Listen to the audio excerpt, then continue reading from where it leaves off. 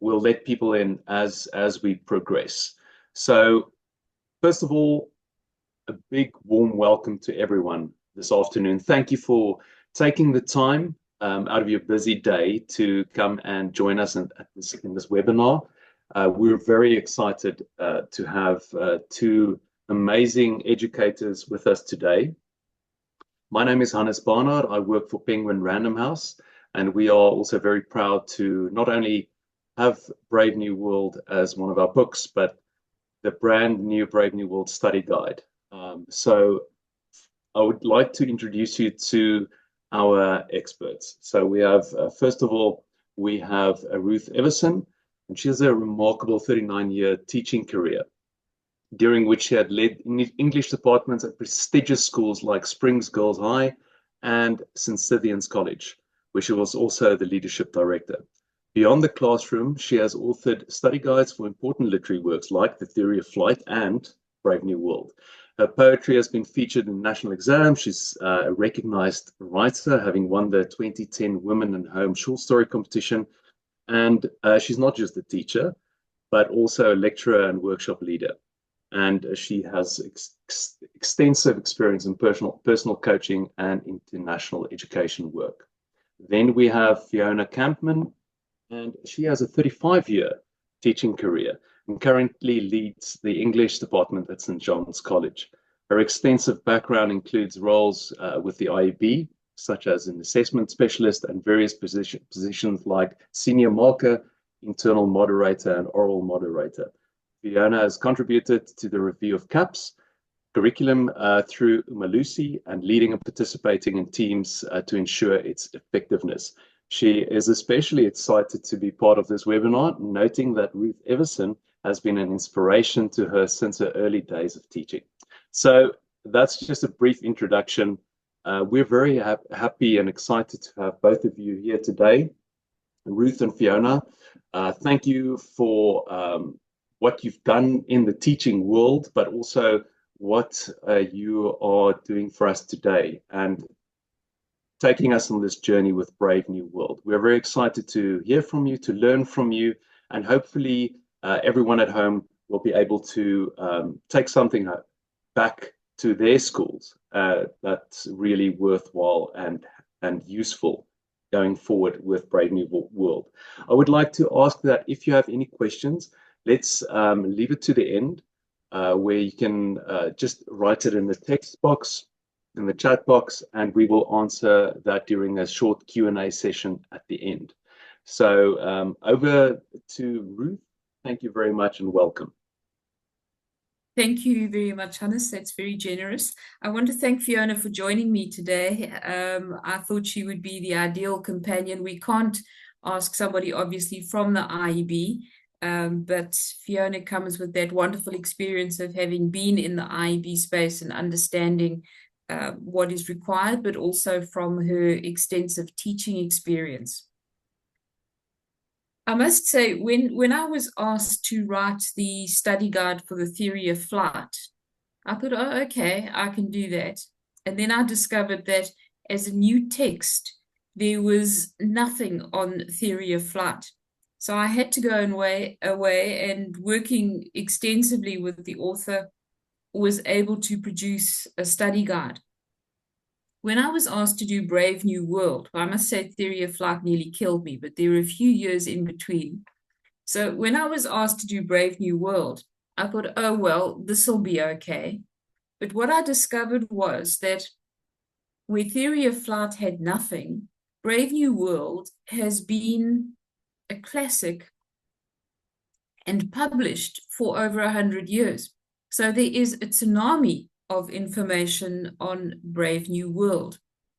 So that had its own difficulties. And I want to say this to you at the outset as you begin to study Brave New World and look at the text.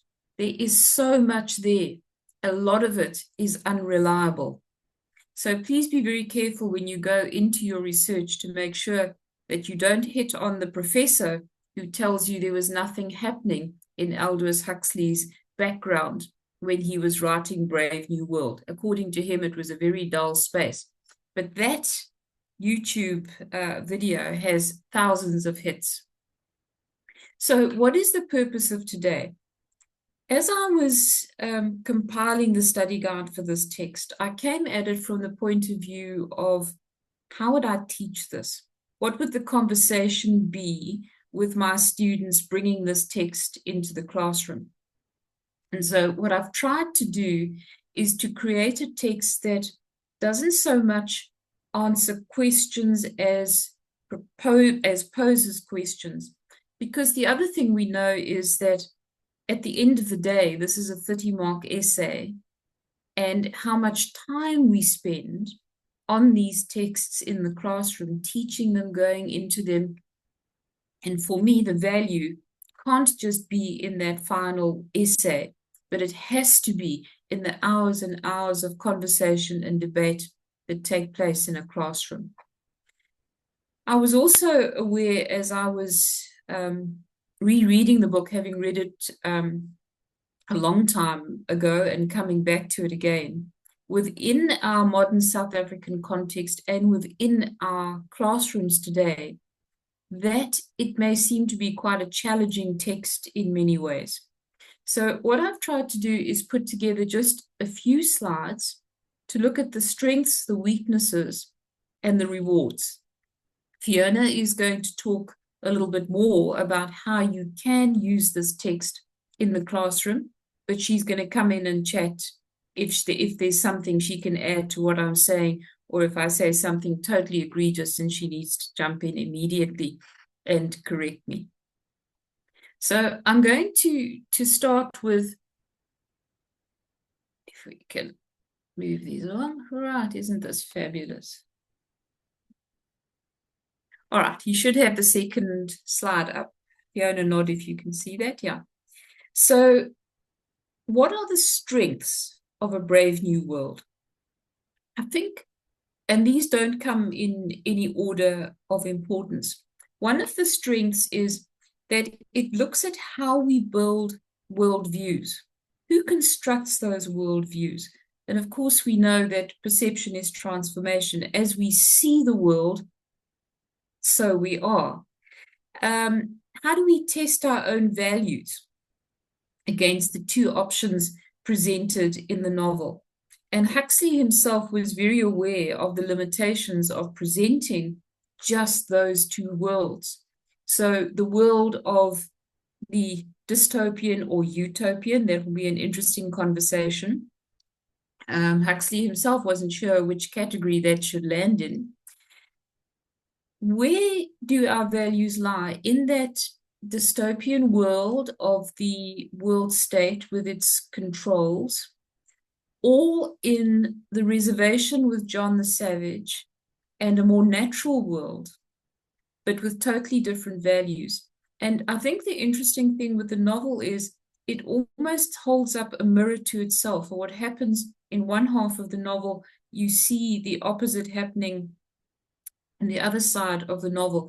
And then it comes together almost like an infinity mirror at the end, where the one shows the other and leads, of course, to the consequence of John's suicide. Sorry if that's a spoiler alert, at the end of the novel. Huxley said that this was an ambiguous novel. And I think that theme of ambiguity is a wonderful one to deal with, because there are no definitive answers, even when there would seem to be definitive answers. And that opens up a richness of conversation. So what was his vision? Writing in 1931 against a historical background of the Great Depression, of war, of rising far right, look at where we are in the world today, and looking at the consequences of technology in the world. Now, we are faced with the consequences of AI, with all sorts of other technology. In a way, we're not in a very different space to the space that Huxley was in when he was writing his novel. He questions in his 1945 reflection on the novel, some 15 years after writing it, 1946, he asks whether what he has written was a prophecy. So is he seeing the future? And isn't that a fabulous conversation as we look at the world today? Is this a prophecy?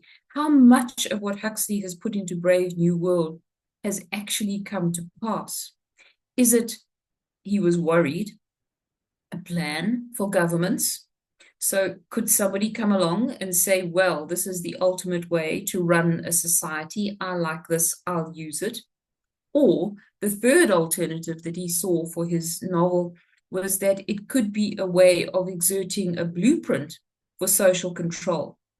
Now, social control and governments are very topical. So this novel may be 100 years old, but the topics, the issues, the themes are very current and very hot, particularly as we move into, we've had our own elections across Africa, in the United Kingdom, the election that's coming up in the United States. And although this novel will be first taught in 2025, we teach it against the backdrop of our own political environment. Our thought of strength was, we know from Erik Erikson's stages of development that around age 17, 18, teenagers are beginning to explore their identity. Who am I in the world? They are testing themselves against their peers, against ideas, against ideologies. This book is a book about identity, even though in the world state, identity is controlled. There are those who break the shackles of conformity.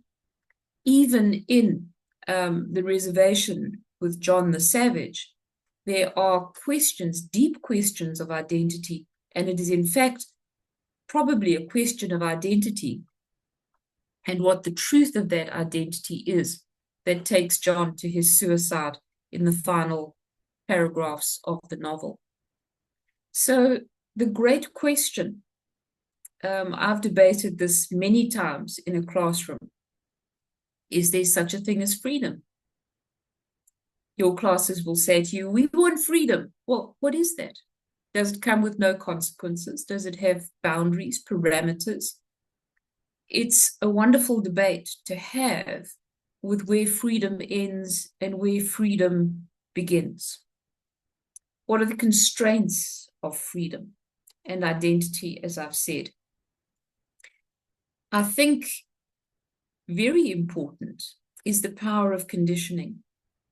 And as we look at teenagers and the huge work that is being done at the moment, and I know that it's a South African conversation, but I'm also working with educators at the moment in the Netherlands and in Switzerland who are looking at the consequences of social media in the classroom and the banning of cell phones. And I know many South African schools have done that as well. But where does the conditioning come from? And we can't just rest it on social media. Our schools are places of conditioning. One of the first things I always used to say to my classes is, as a history and English teacher, I'm one of the most dangerous people you'll encounter, because my drive is to condition you to think in a certain way. Who's to say that I'm right? Challenge me when I'm wrong. So the need for critical thinking, which we know is at the crux of all education at the moment. Without critical thinkers, we are lost, I think, as a species. And critical thinking in this AI-driven world becomes more and more relevant. So the conditioning in Brave New World may be very extreme, but is it any different to what we have? What is the soma of the modern world? So soma is the drug that makes life bearable and happy. What is the question? One of the questions that I ask in the study guide is, if you could, of the students, if you could stop your matric now and just go for a life of happiness and pleasure, what choice would you make? If you could put down the stress of portfolio pieces and exams, what would you do? And that's a great question, isn't it? How far are we prepared to go in order to pursue pleasure? What is lost in the pursuit of pleasure? John, at the end of the novel, chooses a world of pain and disease and rejects a world of pleasure. There's a great debate held in that. It's a social critique. It's a consumer culture and the pursuit of happiness. So the God of Brave New World is our Ford, Henry Ford, who invented the assembly line, which really changed the face of the world as we know it. So in Brave New World, the humans are produced to consume, not to be individuals with identity, but to consume. It's an assembly line of human beings, because when you consume, you have social stability. The economy works. If everybody's buying, then you can produce things to sell. So what is that pursuit of happiness, as I've just said? There are fabulous philosophical and ethical questions. And one of the things I want to say about Brave New World is that it's interesting in that I think you can teach it at different levels. So as I was really researching the book, I kept going down wormholes. So you can get to a single word like patchouli or juniper, and suddenly you go down that wormhole and it opens up layers of meaning that are absolutely insane. But you can teach Brave New World at the level of, here is the text, here is what you want to know. Or you can have the fun of going down the wormholes. It reminds me a little bit, really, I suppose, of teaching something like atonement, where there are so many layers and layers of things to go to. So what does it mean to be human? What is the role of suffering? Are we born to suffer? Is that all there is? What about the ethical questions of things like eugenics and genetic engineering? And I think that is so interesting, again, in an AI world and a robot world, where I read an article yesterday saying that South African education, or education in general, because all of the boomers are beginning to retire, there's that retirement bubble that's hitting schools all over South Africa, that AI might be the answer to saving teaching. Literary significance, well, it is a cornerstone of dystopian literature, along with George Orwell, by the way, who Aldous Huxley taught at Eton. Irony and satire. If there is one great frustration in teaching, it's trying to teach irony and satire. I don't know if you find that, but it's so hard to actually get a grip with kids on irony and satire. But if you don't teach this as a satire, then it has no purpose. Intertextual referencing, of course, including the strong link to Othello, but the texts are all over the place. Many Shakespearean texts and other texts as well. So you can go as far as you want in terms of intertextual referencing. But Fiona, I think you're going to talk about Othello. Do you want to do it when your slide comes up? Okay. The historical context. I don't think you can teach this novel without the some sort of historical context, because it is in response to the historical context and the absolute fear that Huxley had for the future of the world that this novel was written. So World War I, and after a visit to America, which absolutely horrified him with its consumer culture, this novel is a product, some of it is a product of those experiences. So it's the importance of knowing Huxley's setting, and also of knowing our own history and how that feeds into the novel. So what are some of the weaknesses? There are many more strengths, but we haven't got time in this to delve into everything. What I'm hoping is that this will be a taste of the experience that I had in writing the study guide. Outdated scientific concepts, the Bokanovsky process, those things may seem ridiculous, but maybe not. Maybe they are, in fact, prophetic. We may be going towards that world. I mean, how many years ago did we have Dolly the sheep who was cloned and became real? And we're a long way down the line from that. We know that organs can be grown, that meat can be grown from single cells. So humans aren't too far behind, hopefully not in giant bottles to be decanted, but there we are. Character development. I think it's true that the characters are quite hard to sympathize with because Huxley does use them almost in an overarching way as archetypes and symbols rather than characters that we get into the real interior dialogue and monologue that in a landscape. That said, I think there's great power in the symbols that they stand for. Maybe it makes them easier to understand, but there's not a lot of depth in terms of the character development. The writing is dense.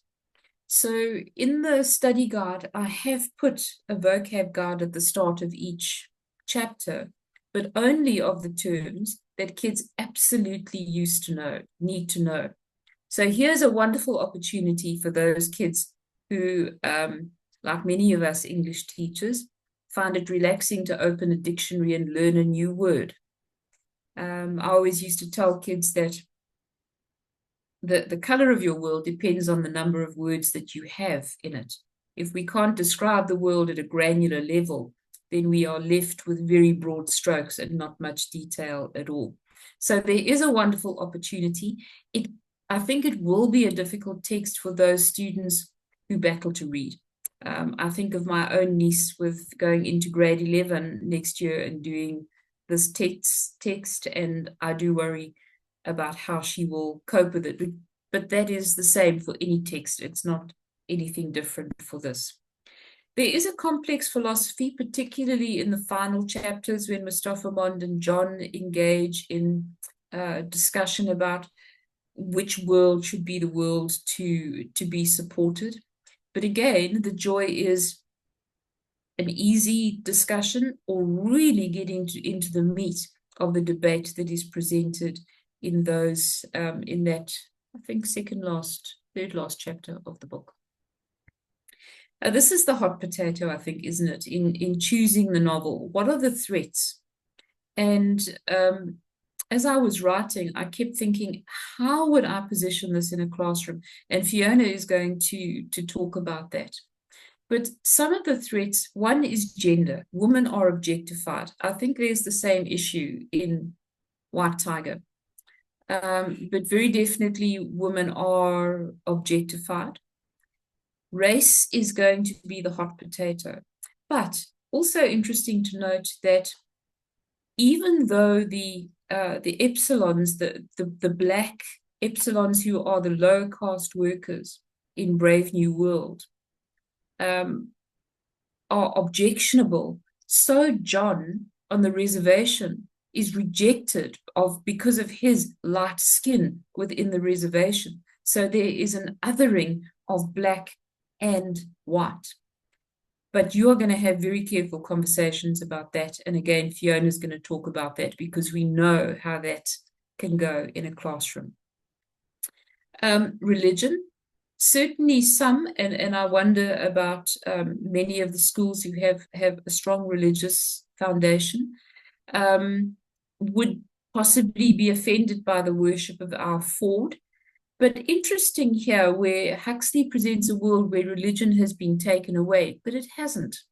There is just God in another guise. So I think there are interesting levels around that it's not necessarily a rejection of Christianity, but a question around what we believe and why we believe what we believe. Possibly the use of soma as the communion wafer, or the way that the communion is presented may be offensive. I think there are ways around that, but it's having the conversation beforehand. Abortion is a contentious issue. So the women are made free martyrs or sterile or are given abortions if they become pregnant when they shouldn't become pregnant. This is a huge conversation at the moment.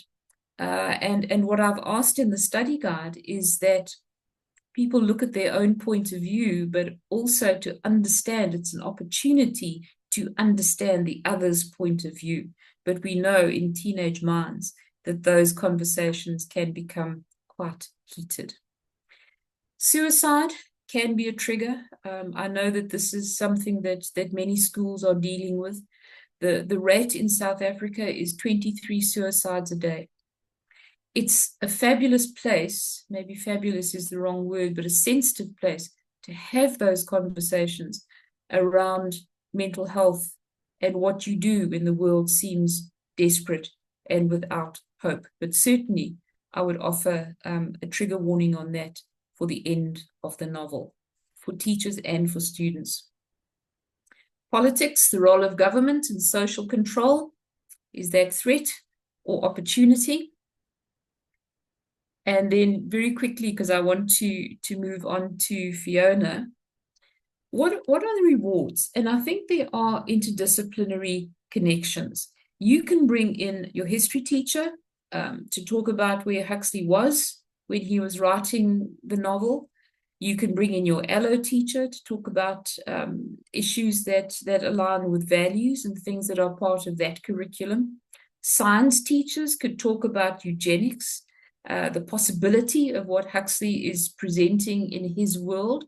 And I'm sure there are others that could be, sorry, there's a gale blowing in Plettenberg Bay and something's just blown over. So if you heard a big bang, I'm here, I'm anchored, I'm all right. Cultural reflection, how does the novel mirror modern society? And I think it does. And I think we can look at the social, political, and technological trends. It may be 100 years old. And I'm sure you've had the same question. Masev, why do we study Shakespeare? Well, because we study the human condition. And this is the same thing. I think there's a rich opportunity to debate the issues presented by the novel. And I think if we can teach Macbeth, if we can teach Othello, which is the set work that goes with this, and so it's a strength, or if we can teach Lord of the Flies, then we can teach Brave New World. It is a rich opportunity to have those discussions that would not normally be held. Personal growth, I think it will challenge on a personal level. The students will have to question their values, question their own thinking, question their own worldview. They will have to exercise critical thinking and exploring the values, really, and the kind of society that they would want to live in. And the possibility that Huxley gives in his essay about the novel, that actually there could be an alternative ending. And one of the great aspects of all life is the ability to write alternative endings, to take disaster and look for hope. Hope is a critical thinking skill that can be taught. And if you want more about that, I'm very willing to come and talk to you about teaching hope as a thinking skill. Leadership, I think it's just like Lord of the Flies. Lord of the Flies for me was a mandatory text in terms of leadership because there are so many discussions that come up through it. It looks at how you treat one another. Who is the other in this group? The grouping of cliques, of social groups, of media groups. How do you take that into a leadership conversation? What is the society that you want to establish in your school as a matric cohort? What are the leadership values that you are bringing? What is your prophecy or blueprint for where you are? And then the final point that I want to make before I turn over to Fiona, I think it really matters why we teach it. And I have asked that question in the study guide. I've said I've written it to students. And I've posed this question, ask your teacher why they are choosing to teach this text as opposed to White Tiger. I know some of you are teaching both, but why this text? Why does it speak to you as an individual?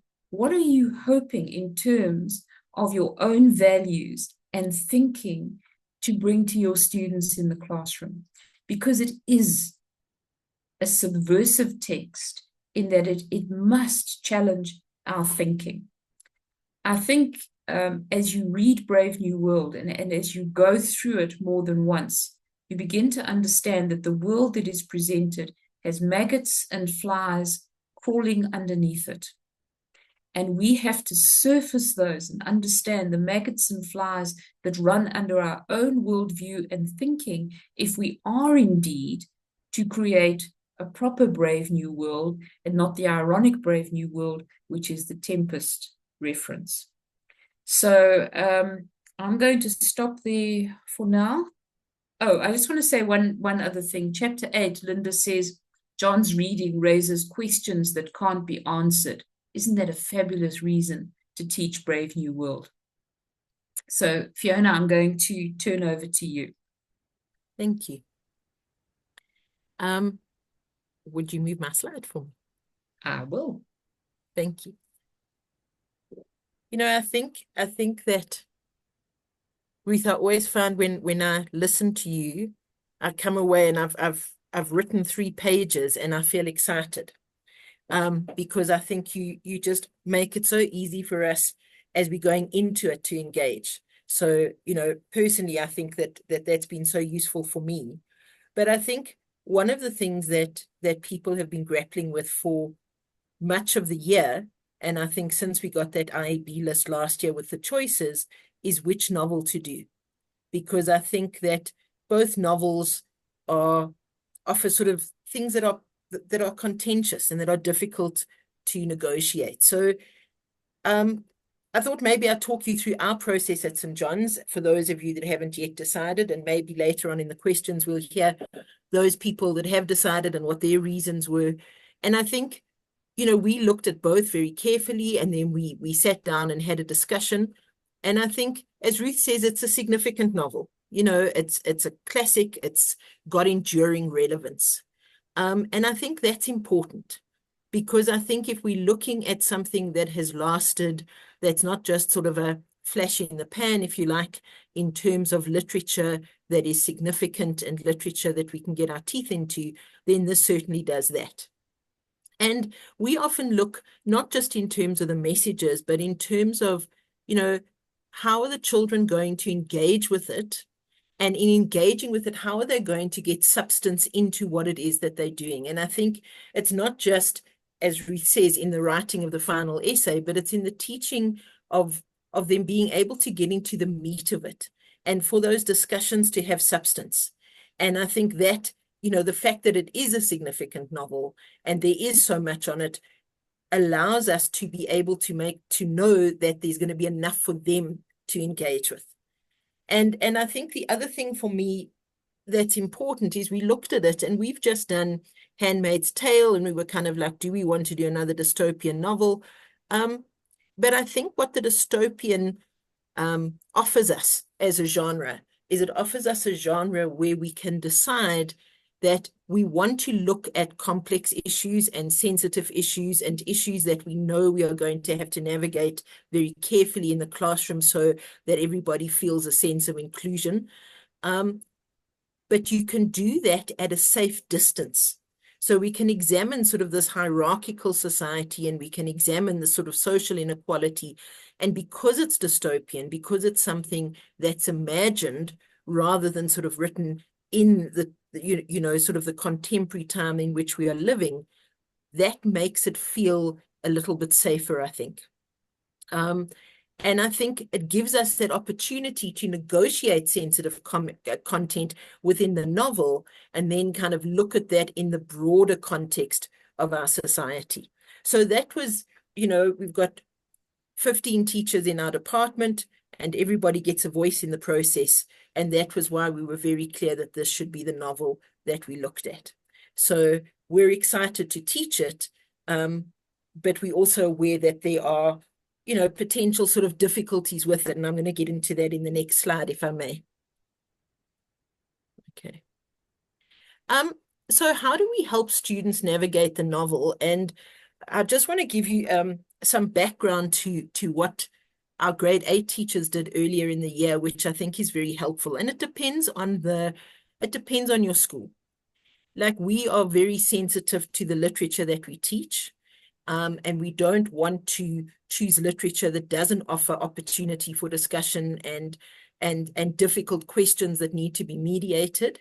But we also want to make it clear that one of the things we are doing is we're doing it as a means of enriching them rather than for shock value, or rather than to make people feel uncomfortable, whether that be students or teachers. And so the grade 8s earlier in the year were doing a novel. They were doing My Sister Lives on the Mantelpiece, and that's got some sort of difficult moments around stereotypes and around sort of harmful language and harmful slurs. And I was quite concerned, not just about children feeling as though they were marginalized, but also, I think in private schools, this is an issue that we face, that we might get backlash from parents for the choice. And yet it's a beautiful novel, and it's written very sensitively, I think, and something that's really enjoyable. But in our discussion in a department meeting, I suggested that one of the things that we did was that the whole grade were put into one venue and given some kind of intro into the novel and what to expect.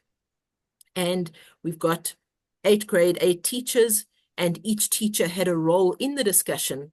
But I thought the whole idea of the whole grade hearing it in one venue meant that everybody was coming away with the same message as to how it was going to be handled. And it's not to say that teachers wouldn't have done the same thing in their own classrooms, but this way, everybody got the same message. There was no slightly different nuance or something being sort of skimmed over or substantiated further in another class. And we know that children do that, right? We know that they often discuss who did what in what class, and this teacher said that, and that teacher said that. And we wanted them to come away with a message so that those children that might have been stereotyped in that instance would feel safe. And at the same time that, you know, when it came to parents perhaps questioning the choice, we were on firm ground in terms of how we'd gone into it. And I think that, you know, certainly at the time that we had that conversation, we said whichever novel we chose, because we hadn't decided then, we would do the same with this. And I think it's not a novel. You know, we often do something, and I'm sure many of you do, where you go off and you send them off to read it in the holidays, and you give them some kind of a content or a home reader test to see if they've read it. And I think before you do that, you've got to have some kind of discussion so that they're not reading that without any context. You know, Ruth spoke about the context, and I think that's so important in any novel, but certainly in this novel. But I think the one thing that you want to frame very clearly is how your English department are going to deal with issues such as discrimination, such as othering, inflammatory language. I mean, we've got, as I'm sure many schools do have, so, you know, what's known as the harmful language policy. And so just that children understand the way that it's going to be handled, and it's not going to be sort of done without thought. There's not going to be no sort of mention of problematic language. And then Ruth already sort of acknowledged the need for trigger warnings. And I think we know that children experience terrible things in their lives. And we certainly don't want somebody reading that without an awareness that there is a suicide, for example. And so we want to almost sort of have a very brief discussion about the themes that they're going to encounter on the way, and encountering them, you know, sort of like couch them in the fact that they are potentially sensitive, but we're going to sort of deal with them in a way where there is possibility for them to have discussions and to feel as though they are. And I always feel that, you know, safe space has become something of a cliche in our society, but I think we want them to feel that they are in a safe space, and that these themes aren't going to be just done without a measure of compassion and sensitivity. I mean, you know, English teachers are good at that, but I think we have to be mindful of that. I don't think this is a book that we can go in and just sort of like, okay, we're going to read chapter 1 and start without having engaged with it sufficiently ourselves. Because otherwise then I think we're going to find ourselves in a difficult position. And I think thinking about it when I was sort of just preparing these couple of slides, I think one of the things to do is also establish clear guidelines for the class discussion. You know, so it's about that whenever we have the discussions that go into the oral mark, one of the things that we do is we always make sure that we talk to them about the etiquette and that idea of feeding off each other's ideas. But I thought that even one of the things you can do is you can have sort of you know, you can give them the questions in advance for them to think about. And then as you're going through the material in class on that particular chapter, on that particular character or theme, then they've almost had time to sort of consider their responses, and hopefully that'll be less knee-jerky, and it'll also make them think about substantiating their ideas. We don't want people to all have the same perspective. We understand there's going to be alternate perspectives, but they need to be couched sensitively, and they need to have some justification as opposed to just throwing something out there without thinking about it. And then I think, you know, some kind of emotional temperature check just to see how they're doing. And you don't want to sort of start that at the beginning of every lesson or the end of every lesson, because that might be too much. But when you get to a particularly sort of part, you know, part that is difficult, at the end to get some sense, whether you ask them to just, you know, put something on a Google form, or whether you want them to just sort of give you a thumbs up or a thumbs down, something that gives us an idea of how they're doing and whether we need to sort of change it and make it even more sort of carefully mediated. And then, you know, I think Ruth picked up on this as well, so I don't want to sort of repeat what she said, but I mean, I love the historical context.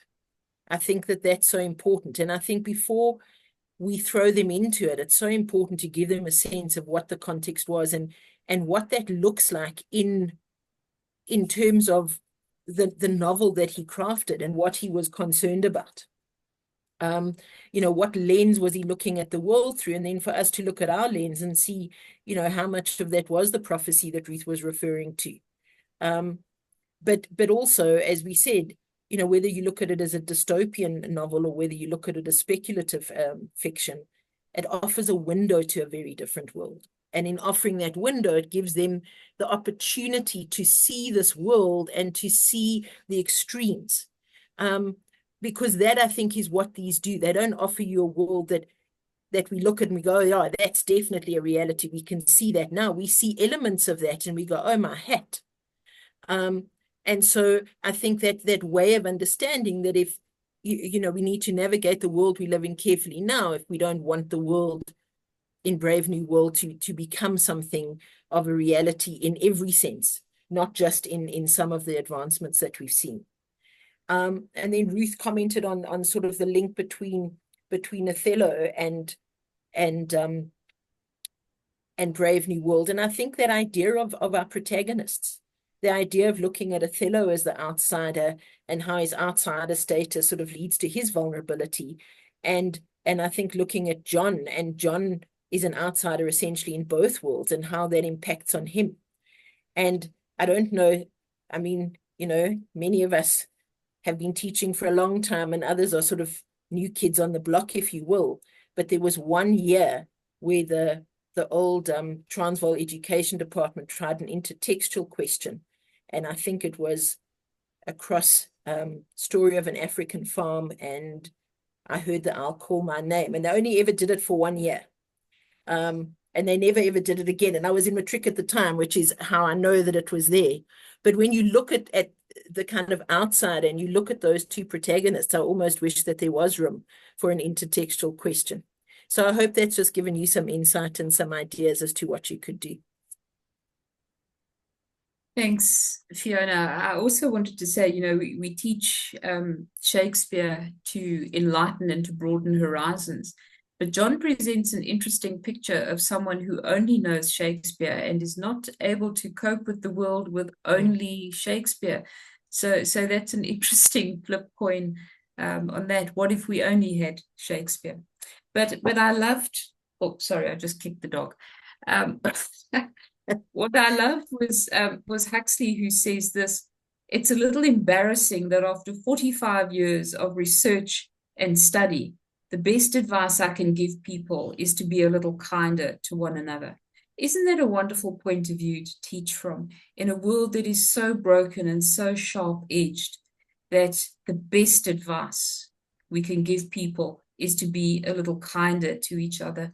And how would that play out to an alternative ending where the stones are not thrown at John but are put down, where the words are not used, the slurs are not used, but we choose kindness as an alternative ending rather than the really black and white, the binary choice that Huxley has given us in this novel. So this last slide just gives you the study guide, and Fiona or Hannes can tell us where that's available. And I think, Fiona, if you want to talk to the scan, or Hannes, I'm not sure who's there, and then open up to questions. Yeah, I'll just say, first of all, thank you very much. That was amazing. And if there are any questions, please write them in the chat box, and then either Ruth or Fiona will answer them. I think it's just easier than opening up everyone's microphones. So please excuse that. And then just with the scan, everyone that registered for this webinar will receive an email, and that will include this QR code or a link to register for a workshop. We haven't set a date yet, so we want to see what the interest is like, and then we will set up a workshop, and it will be in-depth and very valuable. So I can really recommend that you show your interest. And then also in the email, you'll receive a recording of this webinar, and also an order form should you wish to order either Brave New World or the study guide. So, we'll be sending those out either tonight or tomorrow, so that you will have that at your disposal. So please feel free to ask any questions. We have two people waiting and rearing to go to answer your questions. So let's see. Yes, so Yana has just also mentioned that both the novel and the study guide are available directly from us, and that's Penguin Random House, at a 10% discount. So you can also just respond to the email that Yana will send out, and then you can order from the order form. Okay, I haven't seen any questions yet. Perhaps it was so enlightening that there aren't any questions. I think that's possibly it. Everybody's stunned in silence because they are so excited and rearing to go with Brave New World. Well, I'll say one thing while somebody's waiting to possibly put up a question. One thing that Huxley says when through the voice of the novel, when Helmholtz Watson is thinking about his writing, and he says writing must pierce. And I found that to be a wonderful quote as a poet, as a teacher, as a lover of literature. You know those moments when writing pierces. And I think Brave New World does pierce. And I'm not touting one as opposed to the other. I'm talking about Brave New World because that's what I was asked to write about. And I honestly think that this novel, I was very skeptical when I first read it. Sorry, that's the dog drinking water in the background. I was very skeptical when I first read the novel, but now I'd actually be keen to teach it. I would like to take on the courage to actually teach this novel, because I think it's going to be very worthwhile. Brilliant. It definitely sounds like it. I'm just going to there's a question already, but I just want to, Yana is going to come onto screen now and just show you what the books look like in real life, rather than just on the screen there. I don't know if you can see Yana's screen. Go guys, hello. So there we go. So that's the study guide and the book. Yeah.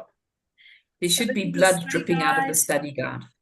And in the novel, So you can see it's a nice chunky study guide, and I'll read you the contents of it. It's just the novel in a nutshell, and then terms you need to know, important literary devices, characters, main themes, and central concerns, chapter summaries and comment, thought-provoking quotes, possible essay topics, and then references. So yeah, and then the question we have is is the study guide something that we should purchase for students, or should we purchase it for the teachers? So maybe you can answer that. So I didn't hear the first part, Anna. So it is, I'll just read it again. Is the study guide something we should get for our students to purchase, or is it for the teachers? I have written it particularly for students, but I think teachers would find it very valuable. So I've tried to make it a text that would be useful to both. Yeah, I think that's very good advice. We've seen with the theory of flight study guide how it was used by both, and the feedback we received was wonderful. So yeah, I encourage you to perhaps purchase one, have a look at it as a teacher, and then you can recommend it to your students, or you could, depending on the way your school works and manages budgets, you can then either order it through the school or let the students order it directly. All right. Can I maybe hop in there and just say that, absolutely, we taught theory of flight to our grade 11s, and we've done handmaids with our grade 12s. And what I loved about Ruth's study guide and theory of flight was I never felt that I was sort of being bombarded with, there's only one way to think about this. I loved the fact that you gave us the questions to think about, that gave us the opportunity to sort of unlock those answers, and in locking those answers, it enriched our teaching.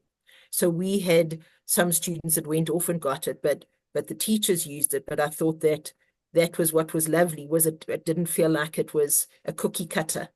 It still gave us the chance for our own sort of individual way of dealing with it in class, but it gave us the scaffolding to navigate things that we were uncertain about. So thank you. Thank you. I received some positive feedback. So it's not a question per se, but it is Peter who said, I enjoyed this a lot, and I think it is such a useful webinar to attend for student teachers to help us get a sense of what goes on in the decision-making process in selecting a novel, and also what kind of arguments we need to consider when selecting texts. Thank you for this. So I think that's really well written. And then how do we order from Penguin Random House? A search with the ISBN on your website returns no results. You will receive an order form with as a registered entrant. You will receive an order form, and you just essentially fill that out, send it back, and it will go through the orders department. So that's the easiest way to do that. If you have any questions, I will also put my email address in the chat box. Feel free to contact me with any questions. We will direct it to the correct team depending on the question. Daniela also said, thank you. This was very useful. This was fantastic. Thank you. Thank you. Thank you. I think as positive, this way I see it there. And then there's also a link to the order form that Iana just posted in the chat box. So you can just copy that and get started if you don't want to wait for the email to come through. There's a lot of thank yous. It's an insightful webinar. You are both brilliant. There we go. I think this is a question, Ruth. If this study guide is half as good as your theory of flight study guide, we will definitely be purchasing it. So there we go. Thank you. I appreciate that. Thank you for all the comments. I can't say thank you to everyone, but I appreciate it. Thank you. That is a 5-star review, I would say, on Goodreads. So there we go. I don't see any more questions. I'm just typing my extremely long email address into the chat box.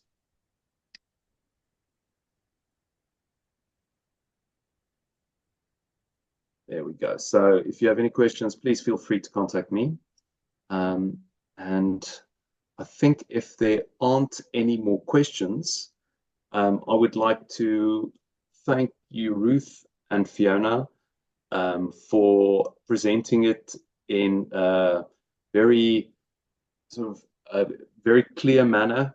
And I think also the way you presented it, looking at the strengths, the weaknesses, etc., and the possibility of difficult conversations and the opportunities that lie in that.